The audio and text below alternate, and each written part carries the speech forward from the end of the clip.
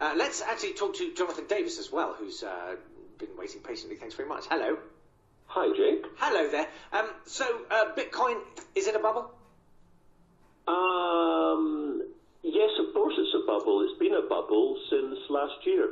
All of the cryptocurrencies are in a bubble, but what people perhaps don't realise in the general populace is that a bubble can continue for a really long time. Right.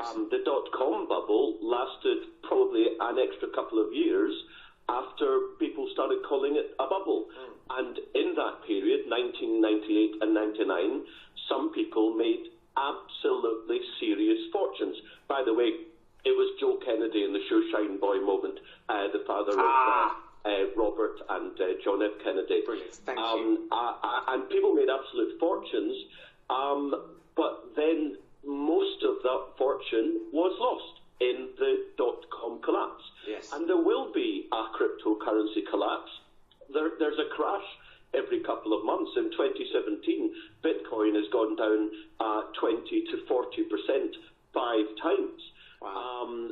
I think the question is what's going to happen in the short term for the price, and I go with the academic theory that the price has gone vertical, it's gone exponential, and looking at the chart, sub 12,700, and at the last count at about $13,500 Bitcoin, it's pretty close to that, having been, as you say, 17 to 18 just a couple of days ago. Think about that. $17,000 to $18,000 a couple of days ago, and as of today, it's $13,500. I mean, that's amazing in itself. Sub 12,700, I think you're looking at the collapse, but it may not get there.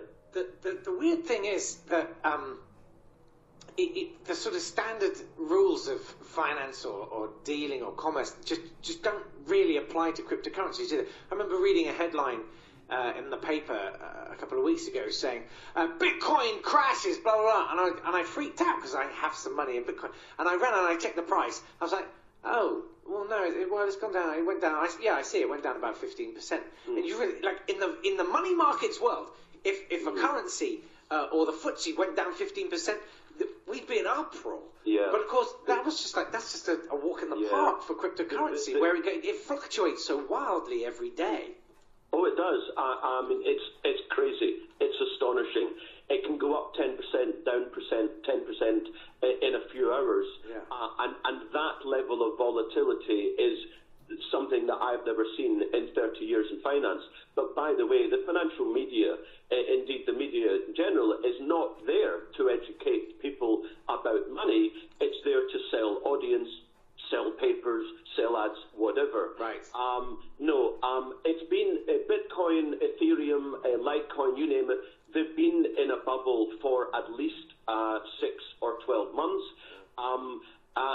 Until we see major levels being taken out to the downside, then this thing could carry on. And no, I would say to you actually, these things do follow some kind of financial mathematics, standard mathematics. I mean, some people compare Bitcoin to gold, and on that basis, Bitcoin should be $400,000. Now, you have to decide whether or not you accept that theory. I'm not suggesting I do. I'm just saying that there are financial theories that do fit standard mainstream financial thinking.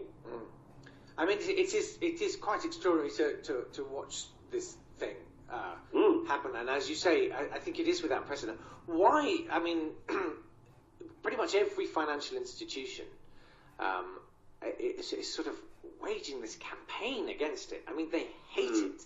No. Is it because it's taking away their money? Why do they hate it so much?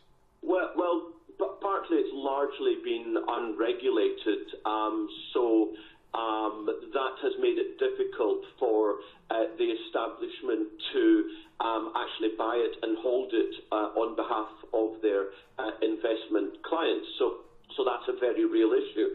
But certainly there's been massive negativity to it by the establishment, the banking system, the city, Wall Street. Absolutely. It's entirely going to disrupt how they've made their money over the last 100 years. And that's the reason why they're now getting into it in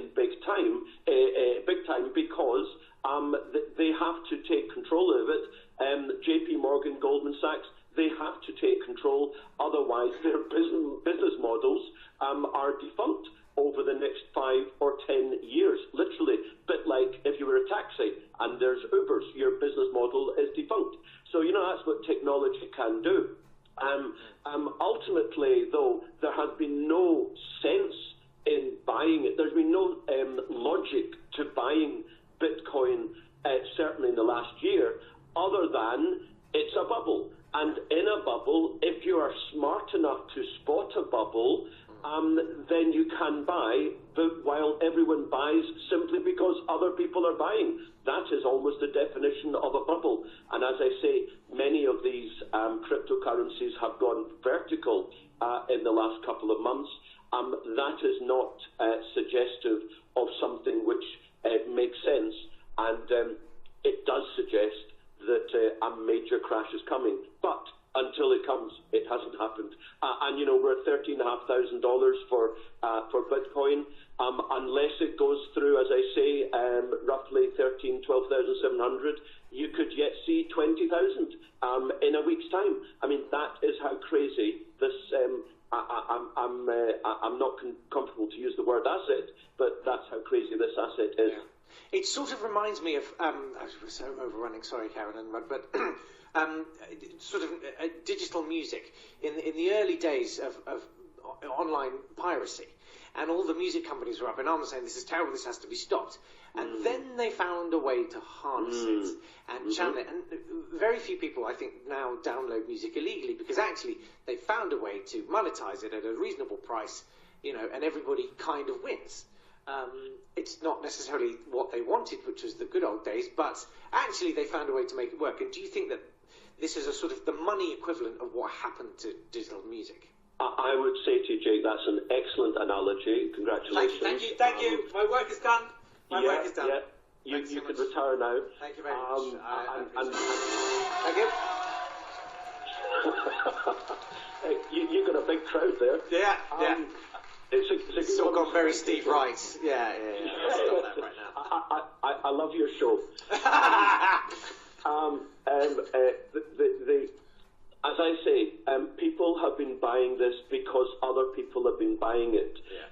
There are too many serious questions over the efficacy of cryptocurrency, any of them, as you say. There's a couple of thousand of them. Indeed, the whole technology behind it, blockchain, they're suggesting that there's going to be a new technology which will be better than blockchain. Your guess is as good as mine. The guy before said it's using up vast amounts of electricity. It costs a lot of money now to transfer, to buy, to transact on Bitcoin. It takes a long time. When there's a run on the Bitcoin, isn't it funny that all the exchanges suddenly have some updating to do on their technology, and it takes ages to make that sale. So there are so many questions right now. All I would suggest to people who are in Bitcoin, including yourself, and Ethereum and all the rest of it, is watch the levels. If it gets below a certain level, then you could be looking at the dot-com collapse. And the one thing that I haven't heard mentioned yet, literally this weekend, it's no coincidence, I think, that we're talking. Literally this weekend, the exchanges in New York and Chicago have now launched what's called futures contracts on Bitcoin and some other cryptos, which means that the city guys can now short the market, in other words, bet that the price goes down and then sell when it's lower, thus bagging a lot of money. No one has been able to short this market up till now in the 8 years of Bitcoin. So on that basis, this is a major trial which Bitcoin has to get through successfully.